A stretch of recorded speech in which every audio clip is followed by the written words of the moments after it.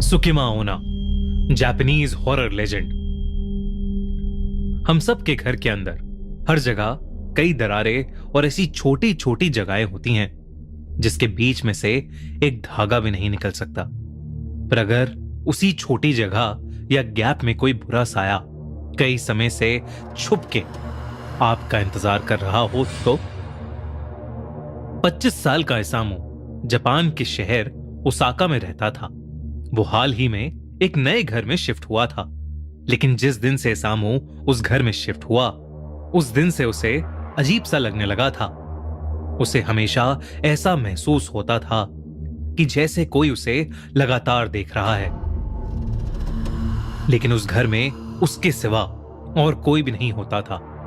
उस घर में इसामू जहां भी बैठा होता था या जो भी कर रहा होता था, उसे हर समय ऐसा ही लगता था जैसे कि कोई उसके साथ उसके कमरे में ही है। कभी रात में डिनर करते हुए उसे लगता था कि डाइनिंग रूम में पर्दे के पीछे से कोई उसे घूर रहा है। तो कभी जब वो बाथरूम में होता तो उसे लगता कि जैसे बाथरूम के दरवाजे के नीचे से कोई उसे घूर रहा है। कभी कभी तो जब वो रात के अंधेरे में सो रहा होता और उसकी आंखें अचानक खुलती तो भी उसे कुछ पलों के लिए ऐसा लगता कि अंधेरे में दो सफेद आंखें उसे घूर रही हैं। इसामू इन सब से परेशान होकर बस उस चीज को ढूंढना चाहता था जो उसे घूर रही थी। इसलिए इसामू ने घर के हर एक कोने में उस चीज की खोज करनी शुरू कर दी। वो घर के पर्दों के पीछे देखता तो उसे लगता कि कोई उसे दीवार की दरार में से घूर रहा है। वो उस दरार में देखता तो उसे ऐसा लगता कि वो चीज उसके बिस्तर के नीचे से उसे देख रही है। वो बिस्तर के नीचे देखता तो उसे लगता कि वो चीज उसके सोफे के नीचे से उसे देख रही है, पर उसे कहीं भी कुछ नहीं मिलता था। धीरे धीरे इसामू अपना मानसिक संतुलन खोने लगा। वो सब छोड़कर अपना सारा समय जो भी उसे घूर रहा था उसको ढूंढने में लगाने लगा। दिन रात वो बस यही करता रहता था। घर के जिस कोने में उसे वो चीज नहीं मिलती वो उस कोने पर टेप लगाकर उसे बंद करने लगा था। धीरे धीरे लगभग उसका सारा घर टेप हुई जगहों से भर गया था। इसामू इतना पागल हो गया था कि उसने अपने घर से बाहर जाना ही बंद कर दिया था। जब कई दिन बाद उसके ऑफिस के दोस्त उसके ऑफिस के ना आने की वजह उससे पूछने के लिए उसके घर पहुंचे तो उन्हें इसामू जमीन पर पड़ा हुआ मिला। वो किसी से डरा हुआ कांप रहा था और रो रहा था। उसके ऑफिस के दोस्तों ने उसकी इस हालत की वजह पूछी तो उसने बताया कि वो घर से बाहर इसलिए नहीं निकल रहा क्योंकि वो लड़की उसे कहीं जाने नहीं दे रही है। अगर वो कहीं भी बाहर जाता है तो उस लड़की को अकेला महसूस होता है और वो बुरा मान जाती है, और अगर एक बार वो लड़की बुरा मान गई तो वो इसामू की जान भी ले सकती है। उसके दोस्तों को यह बात सुनकर बेहद अजीब लगा और उन्होंने जब उससे पूछा कि कौन सी लड़की और वो किधर है तो उसने अपने कमरे की ड्रेसिंग टेबल की तरफ उंगली उठाई। ये सुनकर उसके दोस्त को और अजीब लगा क्योंकि वहां कोई नहीं था। इसामू ने कहा कि वो लड़की उस टेबल और दीवार के बीच में जो गैप है वहां है।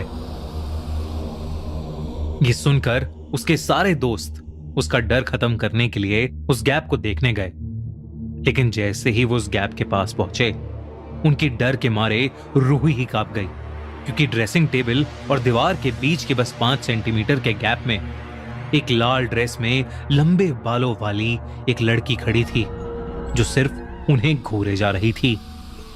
वो लड़की बेहद डरावनी लग रही थी। अचानक उस लड़की के हाथ उस गैप में से बाहर आए। उस लड़की के हाथों के नाखून बहुत नुकीले थे। धीरे धीरे वो उस गैप से बाहर आने लगी। ये देखते ही इसामू के सारे दोस्त बहुत ज्यादा घबरा उठे और वो इसामू को अकेला छोड़कर उसके घर से भाग गए। उस दिन के बाद से इसामू किसी को कभी नहीं दिखा। इसामू के साथ क्या हुआ ये तो किसी को नहीं पता चल पाया, पर उस दिन के बाद से उसके दोस्त जो वहां उससे मिलने आए थे अपने घर के छोटे से छोटे गैप से आंख नहीं मिला पाए क्योंकि जब भी वो उन गैप्स के बीच में से देखते थे उन्हें वही लड़की की आत्मा दिखती थी। कुछ महीनों बाद उसके सारे दोस्त भी हमेशा के लिए कहीं गायब हो गए। इसामू और उसके दोस्त क्यों और कहां गायब हुए, ये आज तक किसी को नहीं मालूम, पर उनकी जान पहचान वालों को यह लगता है ये सब उसी लड़की की आत्मा की वजह से हुआ है। उस लड़की की आत्मा जिसको सब सुकिमा ओना बुलाते हैं। सुकिमा ओना जापान की एक ऐसी स्पिरिट है जिसे the girl in the gap के नाम से भी जाना जाता है। माना जाता है कि वो एक ऐसी लड़की की आत्मा है जो लोगों के घरों के गैप में रहती है, और अगर किसी का उससे एक बार भी सामना हो जाए तो सुकिमा ओना उसे अपने साथ एक ऐसे डायमेंशन, एक ऐसी दुनिया में ले जाती है जहां से कभी कोई वापस नहीं आ सकता, शायद मरे हुए लोगों की दुनिया में। उससे बचने का तरीका अभी तक किसी को नहीं पता, क्योंकि अगर उससे बचने के लिए कोई किसी का सहारा भी ले, ये उस इंसान के घर में उसके साथ चली जाती है और उसे भी मार देती है।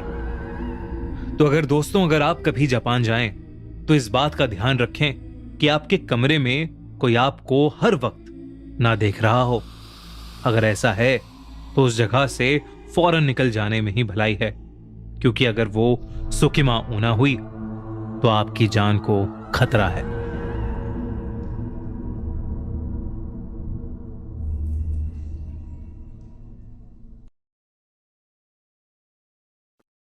एक बार डैनियल नाम का एक लड़का अपने स्कूल के बाद अपने घर जा रहा था।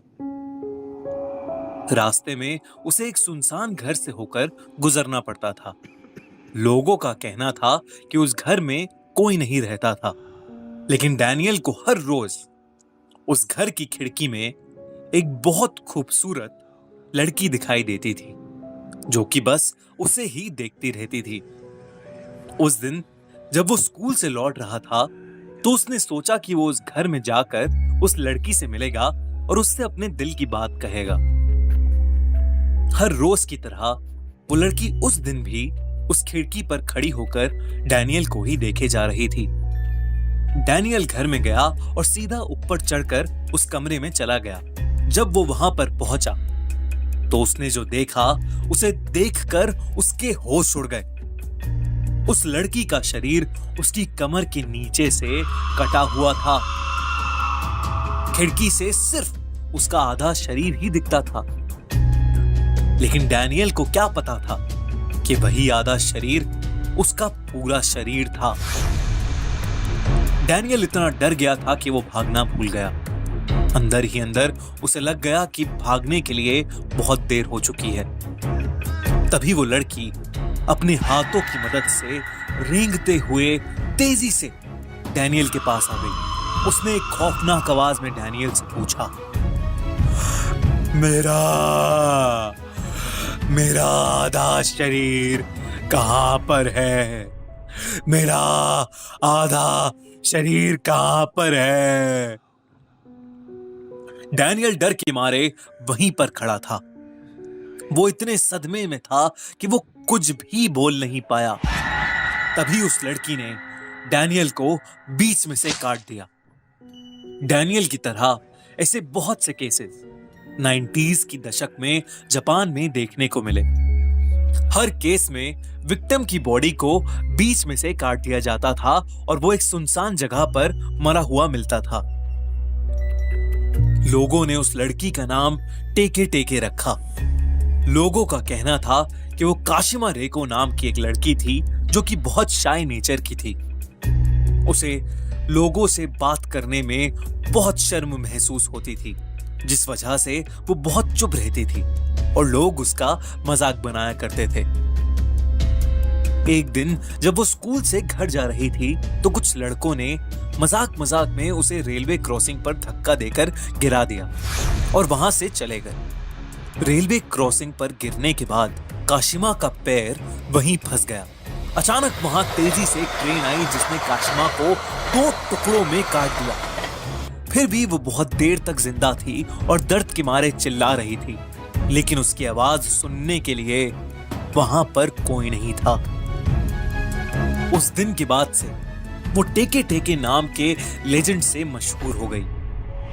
वो जापान की सुनसान जगहों पर स्कूल से घर जा रहे बच्चों को रोककर उनसे एक सवाल करती। मेरा आधा शरीर कहां पर है? कहां पर है मेरा आधा शरीर?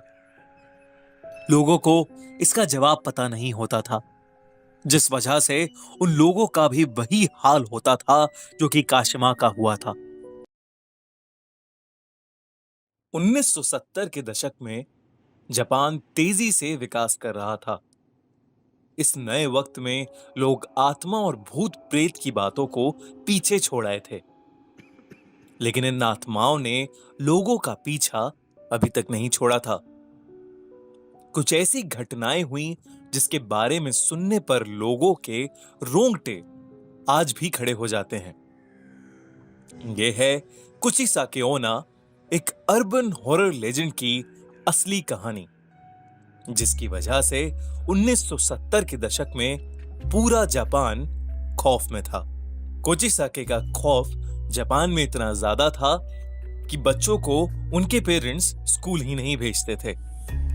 वो उन्हें खेलने के लिए भी नहीं जाने देते थे और घर से बाहर नहीं निकलने देते थे।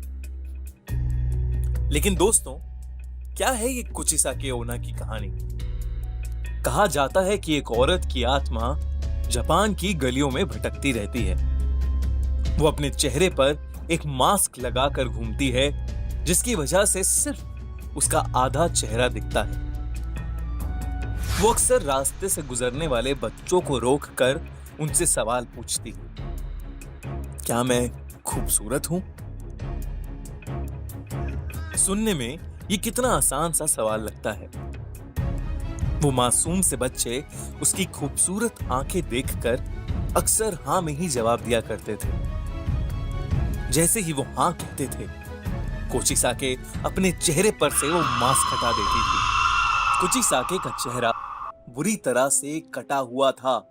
ऐसा लगता था कि जैसे उसका मुंह किसी शार्प नाइफ से काटकर फाड़ दिया गया हो।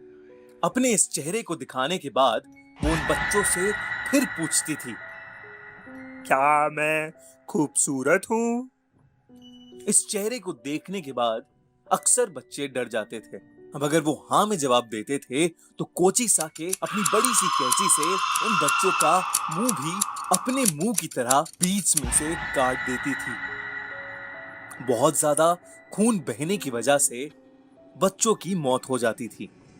लेकिन अगर वो बच्चे ना में जवाब देते थे तो वो औरत बिना कुछ सोचे समझे उन्हें उसी कैंची से मार देती थी।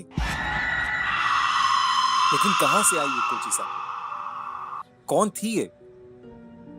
कहा जाता है कि कोचिसाके ओना पहले एक बहुत खूबसूरत औरत थी, जिसे अपनी खूबसूरती पर बहुत नाज था। उसका पति एक समुराय था जो कि उससे बहुत प्यार करता था।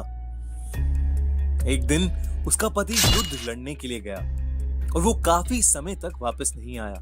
कुचिसाके उन दिनों अकेले रहा करती थी। जब उसका पति वापस आया तो उसने देखा कि उसकी पत्नी का अफेयर एक गैर आदमी के साथ चल रहा है। ये देखकर उसने अपनी तलवार से कुचिसाके का मुंह बीच में से काट दिया और फिर उसने उससे पूछा, क्या अब भी उसे अपनी खूबसूरती पर नाज है? वो औरत दर्द में रोती रही। उसकी ज्यादा खून बहने से मौत हो गई। इसके बाद से उसकी आत्मा अपना आधा कटा हुआ मुंह छुपाए जापान की गलियों में घूम घूम कर हर आदमी और हर बच्चे से एक ही सवाल पूछती है, क्या मैं सुंदर हूं? अगर आपने ना में जवाब दिया तो आप इसका चेहरा बिना देखे मारे जाएंगे, और अगर आपने हाँ में जवाब दिया तो भी आप इसका चेहरा देखकर मारे जाएंगे। कुछ समय के बाद जापान से कोचिसाके चली गई। वो किस मकसद से आई थी और वो क्यों चली गई, वो किसी को नहीं पता। अगर आपसे कभी कोई मास्क पहनी हुई औरत रास्ते में मिले और पूछे कि वो खूबसूरत है कि नहीं, तो आप उससे जरूर पूछिएगा कि वो जापान छोड़कर क्यों चली गई। फिर अगर आपको जवाब मिले और आप जिंदा बचे तो कमेंट्स में हमें जरूर बताइएगा। अकाई ओना।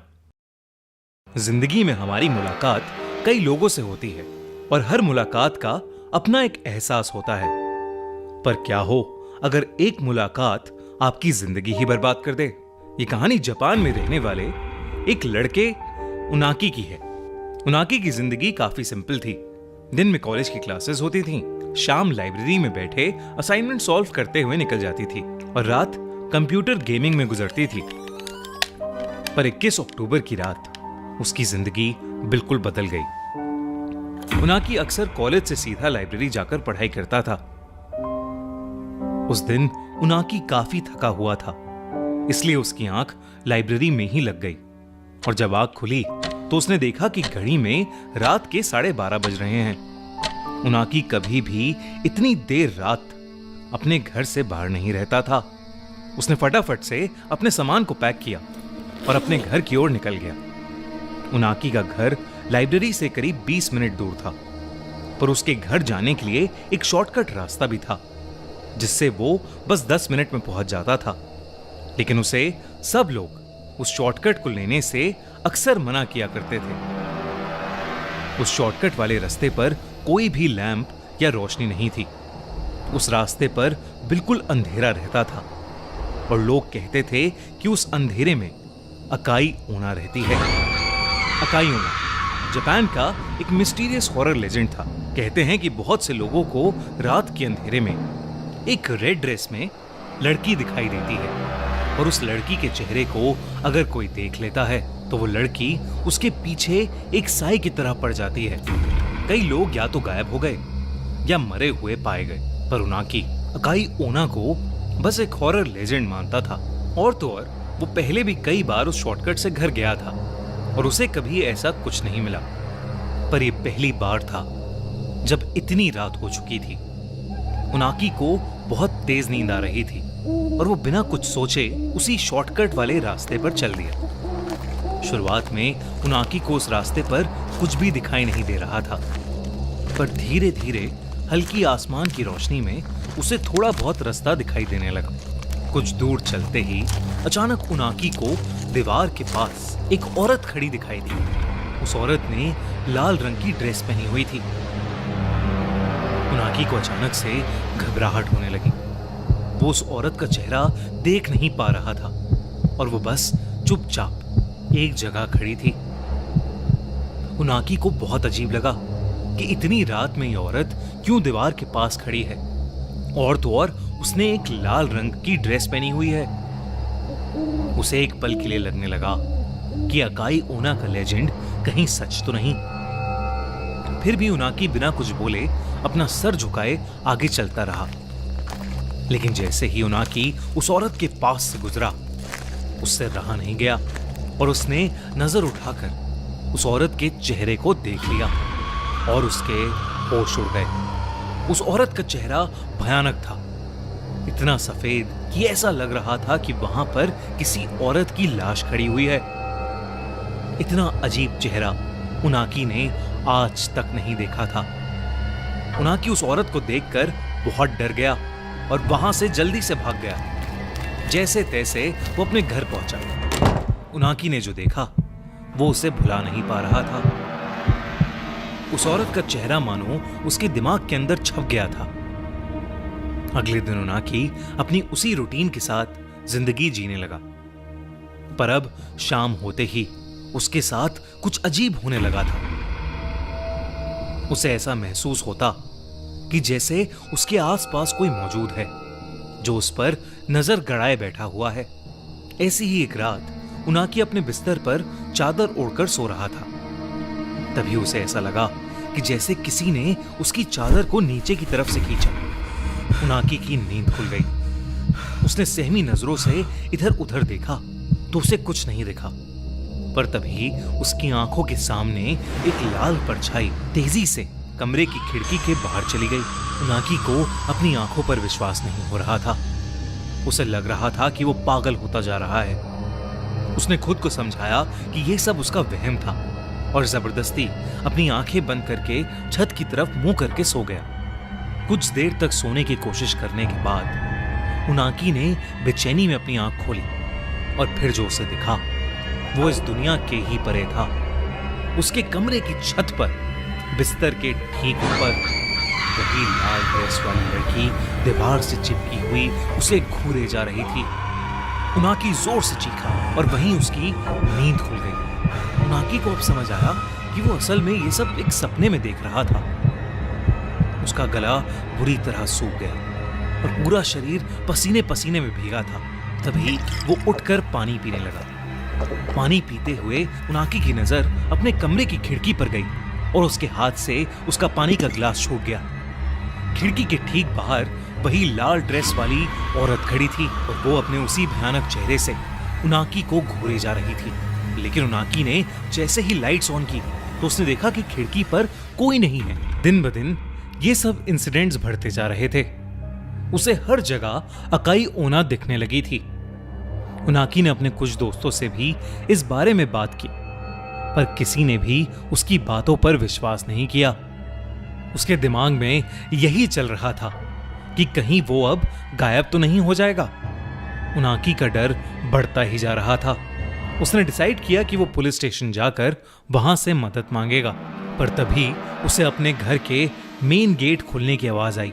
उनाकी हिम्मत करके बाहर देखने गया तो उसने देखा कि उसके घर का दरवाजा पूरा खुला हुआ था और बाहर से तेज हवाएं अंदर आ रही थीं। उनाकी ने अपने एक दोस्त को सब कुछ बताने के लिए फोन मिलाया। उनाकी बस अपने साथ हुए इंसिडेंट्स के बारे में बोलता चला गया। तभी बात करते करते वो एकदम से रुक गया, क्योंकि उसे अपनी गर्दन के ऊपर किसी की सांसें महसूस हुई। उनाकी समझ गया कि उसके पीछे कोई खड़ा था। एकदम से उसे एक हाथ अपनी गर्दन पर आता हुआ महसूस हुआ। जब उनाकी ने शीशे में देखा तो वो कांप उठा। अकाई ओना उसके ठीक पीछे खड़ी थी। उनाकी ने घबराते हुए अपने दोस्त से फोन पर कहा, अकाई ओना, वो मुझे लेने आई है। वो मुझे लेने आ गई है। कुछ ही देर बाद उनाकी का दोस्त उसके घर पहुंचा। उनाकी का पूरा घर तहस नहस हो चुका था। ऐसा लग रहा था कि जैसे घर के अंदर कोई तूफान आया हो। उसके दोस्त ने पूरा घर ढूंढा, पर उनाकी कहीं भी नहीं था। उनाकी अपने ही घर से गायब था और उस दिन के बाद वो कभी किसी को नहीं मिला। आज तक कोई नहीं जानता कि उनाकी के साथ आखिर हुआ क्या था। कौन है अकाई ओना और क्यों वो जापान में लोगों को गायब कर रही है? इन सभी सवालों के जवाब तो हमारे पास नहीं है, पर हम सिर्फ इतना जानते हैं, अगर आपको कभी कोई ऐसी औरत किसी अंधेरी गली में खड़ी दिखाई दे तो वहां से वापस मुड़ जाना ही बेहतर है। बाके चोचे। हमने हमेशा लोगों से यही सुना है कि अगर कोई भी मुश्किल आए तो भगवान कोई ना कोई रास्ता जरूर दिखाता है या कोई ना कोई सहारा जरूर भेजता है। पर क्या हो अगर वही सहारा आपकी जान ले ले तो? यह कहानी 25 साल के सैम्यूल की है, जिसका अमेरिका से टोक्यो ट्रांसफर हुआ था। सैम्यूल काफी खुश मिजाज इंसान था। सैम्यूल का घर टोक्यो के पास एक फॉरेस्ट के बाहरी हिस्से में था और वो जगह उसको बहुत पसंद थी। हर रात की तरह उस रात भी वो बस स्टॉप से अपने घर चलकर जा रहा था। वो हर रात अपने घर के पास एक नूडल बार से अपना खाना पिकअप करता था। उस दिन भी वो उस नूडल बार से अपना खाना पिकअप करने जा रहा था और बस गली के मोड़ पर ही था कि उसको नूडल बार के ओनर मिस्टर टनाका के रोने की आवाज आई। वो उनकी ओर जाने ही वाला था कि उसने देखा कि एक इंसान जिसने अपने मुंह पर एक स्केलेटन के प्रिंट वाला कपड़ा बांध रखा था, वो मिस्टर टनाका के सर पर रिवॉल्वर ताने खड़ा था और उन्हें जान से मारने की धमकी दे रहा था। सैम्यूल ने पुलिस को बुलाने के लिए अपना फोन निकाला कि तभी उसे गोली चलने की आवाज आई और डर के मारे उसका फोन गिरकर टूट गया। सैम्यूल तुरंत छुप गया। छुप के बैठे बैठे जब उसने मिस्टर टनाका की तरफ देखा तो मिस्टर टनाका की लाश जमीन पर पड़ी थी और वो नकाब पोश आदमी उनकी दुकान के काउंटर से पैसे निकाल रहा था। सैम्यूल वहां से डरकर भागा, पर एक ट्रैश कैन से उसका पैर टकराया और वो नीचे गिर गया। उसके गिरने की आवाज से वो नकाबपोश आदमी, जो अब दुकान से बाहर निकल रहा था और जिसने अब अपने मुंह का कपड़ा भी उतार दिया था, वो सैम्यूल की तरफ मुड़ा। दोनों ने एक दूसरे को देखा और वो आदमी सैम्यूल के पीछे भागने लगा। सैम्यूल ये नहीं चाहता था कि वो आदमी उसका घर देख ले, तो वो भागते भागते फॉरेस्ट के थोड़े अंदरूनी इलाके के एक टूटे हुए घर में जाकर छुप गया। जब उसने उस घर की एक टूटी हुई खिड़की से उस खूनी को अपनी तरफ आते देखा, तो वो भागकर उस घर के आखिरी कमरे में जाकर छिप गया। तभी सैम्यूल को दरवाजा खुलने की और उस खूनी के कदमों की आवाज आई। उसे लगा कि आज उसका वही हाल होगा जो मिस्टर टनाका का हुआ। वो खूनी उस कमरे के और करीब आ रहा था कि तभी एकदम से पुलिस के सायरन की आवाज आने लगी और वो खूनी उससे डर गया और उस घर से भाग गया। सैम्यूल ने कुछ देर इंतजार किया और बड़ी हिम्मत करके बाहर निकला। तब तक पुलिस की गाड़ी भी वहां से जा चुकी थी। उसने अपनी जेब से माचिस का डिब्बा निकाला और उस डब्बे में पड़ी आखिरी माचिस जलाकर अंधेरे में रास्ता ढूंढने लगा। माचिस की रोशनी काफी कम थी, तो रोशनी बढ़ाने के लिए उसने पूरा माचिस का डब्बा ही जला दिया। तभी सैम्यूल को उस आखिरी कमरे में एक पुरानी सी सफेद रंग की पेपर की बनी लालटेन पड़ी हुई दिखी। सैम्यूल ने वो लैंटर्न उठाई और उसे जला लिया। उसके जलते ही मानो जंगल में पेड़ जोर जोर से हिलना शुरू हो गए। ऐसा लग रहा था कि बाहर कोई तूफान आया है। जंगल के अंदर से भेड़िए, हाइना और बंदर शोर मचाने लगे और अचानक से उस घर की वो खिड़की फट के टूट गई। सैम्यूल इन सब चीजों को समझने की कोशिश कर ही रहा था कि तभी सैम्यूल ने देखा कि सामने दीवार पर पड़ती हुई लैंटर्न की पीली रोशनी पर एक साया बना हुआ था। वो साया सैम्यूल का नहीं बल्कि किसी औरत का था। वो साया धीरे धीरे उसके पास आने लगा। सैम्यूल को लगा कि वो घर हॉन्टेड है। वो फटाफट वहां से निकला और उस लैंटर्न के सहारे अपने घर का रास्ता ढूंढने लगा। पर क्योंकि सैम्यूल उस इलाके में नया था, तो उस लालटेन की रोशनी होने के बावजूद भी सैम्यूल अपने घर के बजाय रास्ता भटक चुका था। वो अब जंगल के काफी अंदर आ गया था। सैम्यूल चलते चलते काफी थक गया था, पर उस जंगल से बाहर नहीं निकल पा रहा था। पास में उसे एक पेड़ दिखा। सैम्यूल जमीन पर पेड़ के सहारे टिककर बैठा और उसने वो पेपर लालटेन जमीन पर रख दिया। उसने अपनी आंखें बंद कर लीं, लेकिन कुछ ही पलों बाद उसे महसूस हुआ जैसे उसके पूरे शरीर को कोई जकड़ रहा है। सैम्यूल ने अपनी आंखें खोली तो देखा कि पीली रोशनी के बीच उस पेपर लैंटर्न से दो हाथ निकल रहे थे और वो सैम्यूल के शरीर पर धीरे धीरे करके अपनी पकड़ जमा रहे थे। वो हाथ सड़े हुए थे और उन पर चाकुओं के कट्स के निशान भी थे। सैम्यूल बस जैसे तैसे करके अपने शरीर को उन हाथों से छुड़ाने में लग गया। वो हाथ और बाहें उसको जकड़े ही जा रहे थे। तभी झटपटाते हुए सैम्यूल के हाथ एक बहुत बड़ा लकड़ी का टुकड़ा लगा और सैम्यूल ने उसके सहारे खुद को छुड़ाया और बिना कुछ सोचे समझे उसने जोर से उसे पेपर लैंटर्न पर मारकर बुझा दिया। फिर उसने वो पेपर लैंटर्न भी अपने पैरों से कुचल दिया, क्योंकि साफ था कि जो कुछ भी हुआ था वो उस पेपर लैंटर्न की वजह से ही हुआ था। जैसे ही उसने उस पेपर लैंटर्न को तबाह किया, पूरे जंगल में एक अजीब सी शांति और घना अंधेरा छा गया। सैम्यूल को उस अंधेरे में कुछ नहीं दिख रहा था। तभी एकदम से वो पेपर लैंटर्न वापस जल पड़ी और उसकी पीली रोशनी सैम्यूल की आंखों में पड़ने लगी। सैम्यूल ने देखा कि उस पेपर लैंटर्न का अब एक मुंह और एक लाल रंग की नुकीली जीभ निकल आई थी। उस लैंटर्न की नुकीली जीभ सैम्यूल के कुछ करने से पहले ही उसके पैरों को जकड़ चुकी थी और उस पेपर लैंटर्न के मुंह से वही दो पतले से घाव भरे हाथ निकलने शुरू हो गए। देखते ही देखते उस लैंटर्न में से एक भयानक औरत निकल के हवा में उड़ने लगी। सैम्यूल उसे देखकर घबरा उठा। उस औरत के पूरे शरीर पर सड़े गले चाकुओं के घाव थे और वो गुस्से भरी नजरों से सैम्यूल को देख रही थी। उस औरत की दोनों आंखों से खून निकल रहा था और उसके गहरे लंबे बालों से कई सारे कॉकरोच और कीड़े।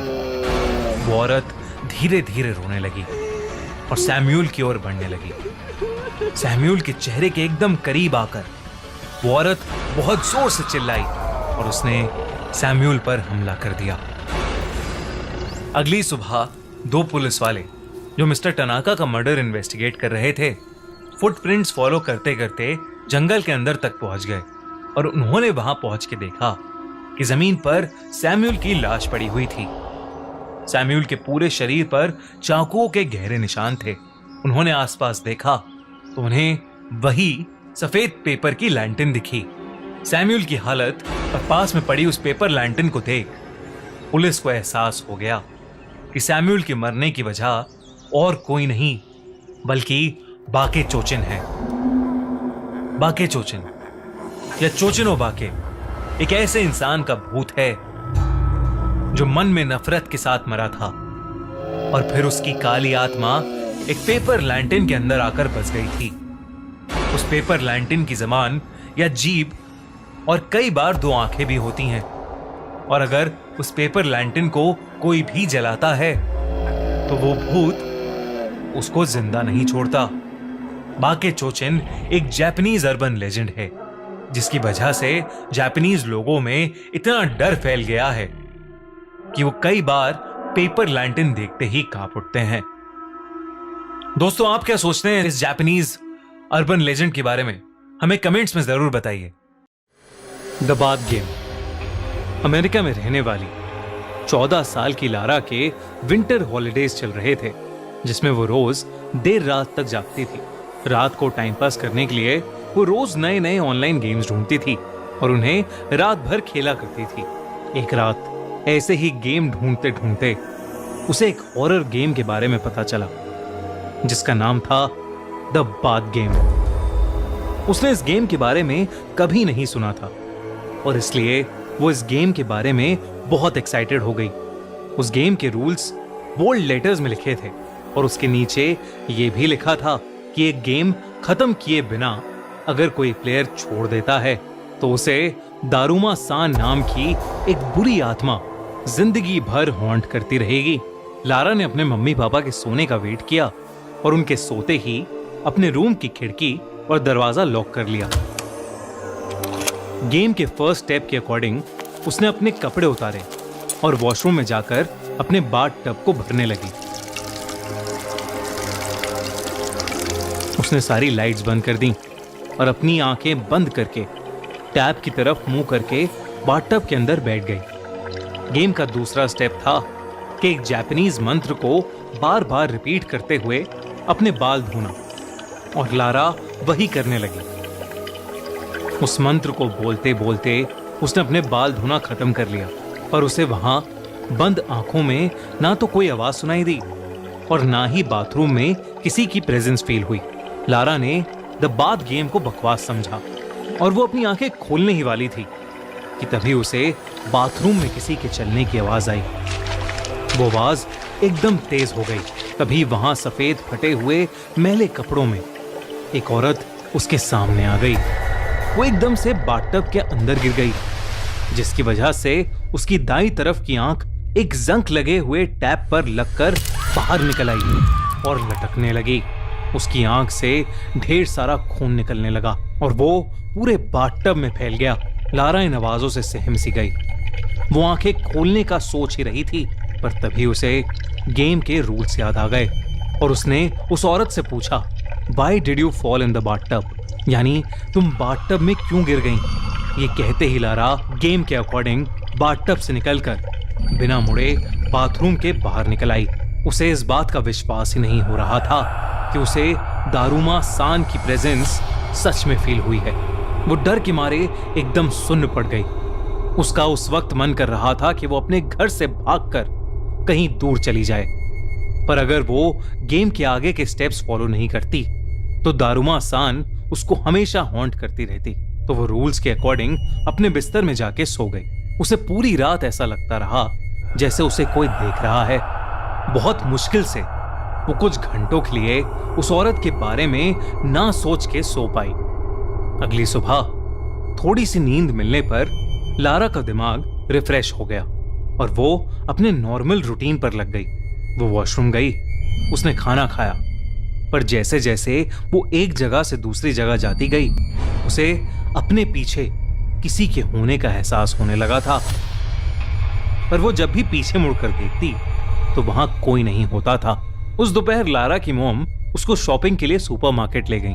लारा को अब भी लग रहा था कि दारुमा सान उसका पीछा कर रही है और लारा को लगा कि वो घर के बाहर निकलने के बाद दारुमा सान से शायद सेफ हो जाएगी। पर पूरे रास्ते उसे वैसा ही लगता रहा जैसे कि कोई उसको फॉलो कर रहा है और उसको घूर रहा है। सुपरमार्केट में शॉपिंग करते हुए उसकी मॉम दूसरी रो में सीरियल्स लेने चली गई। लारा एक रो में घर के बाकी सामान की शॉपिंग कर रही थी जब उसे अपनी आंखों के कोने से एक औरत दिखाई दी। उसने फौरन पीछे मुड़कर देखा, लेकिन वहां फिर से कोई नहीं था। तभी लारा वापस आगे मुड़ी और उसका दिल दहल उठा।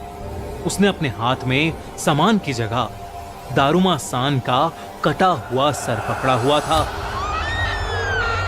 वो अचानक चिल्ला पड़ी और तभी उसकी मॉम ने उसे बिलिंग काउंटर पर आने के लिए आवाज लगाई। लारा ने जब फिर से देखा तो सब नॉर्मल था। उसके हाथ में नॉर्मल ग्रोसरी का ही सामान था। लारा बहुत घबरा चुकी थी, लेकिन उसने अपना मन शांत किया और बिलिंग काउंटर पर चली गई। बिलिंग के वक्त उसकी मॉम पेमेंट कर रही थी और लारा अपनी मॉम को सामान दे रही थी। तभी उसे कोने में खड़ी वही औरत दारुमा सान दिखाई दी। उसकी एक आंख की जगह अब एक छेद था। इससे पहले लारा कुछ कर पाती, वो औरत उसके बहुत ज्यादा करीब आ गई। तभी लारा को गेम का एक रूल याद आया और उसने तोरामे ये शब्द चिल्लाया और सुपरमार्केट के बाहर भाग गई। उसकी मॉम बिलिंग छोड़कर उसके पीछे भागी और लारा से उसके ऐसे बिहेवियर की वजह पूछने लगी। पर लारा, जो अब डर के मारे कांप रही थी, अपनी मॉम को कोई जवाब ही नहीं दे पाई।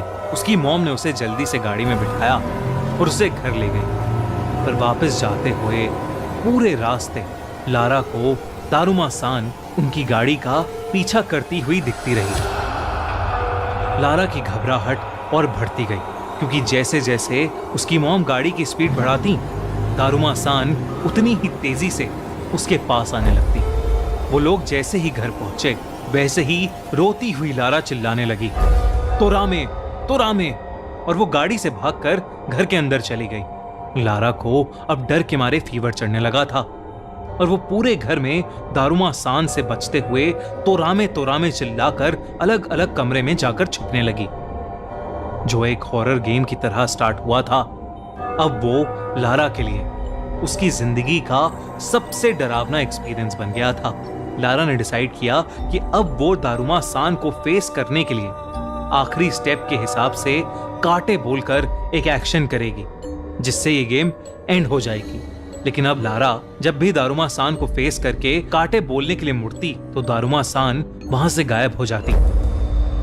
लारा का सर अब डर से फटने लगा था और उसके पेरेंट्स से उसका यह पागलपन नहीं देखा जा रहा था। उन्होंने उसे नींद की दवाई दी और उसे बिस्तर पर लिटा दिया और उसके कमरे से वो तब तक नहीं गए जब तक वो सो नहीं गई। लारा की जब आंख खुली तो वो अपने बाथटब में थी। उसे अचानक लगा कि कोई उसे जकड़ रहा है और जब उसने पीछे देखा तो दारुमा सान ने अपने हाथों से उसे पकड़ रखा था और वो जोरों से हंस रही थी। लारा ने गेम को खत्म करने के लिए काटे चिल्लाया। गेम के रूल्स के अकॉर्डिंग दारुमा सान की आत्मा वहां से गायब हो जानी चाहिए थी, लेकिन दारुमा सान और जोरों से हंसने लगी। तभी लारा को सांस आनी बंद हो गई। उसे ऐसा लगने लगा कि जैसे वो बाथटब के पानी में डूब रही हो।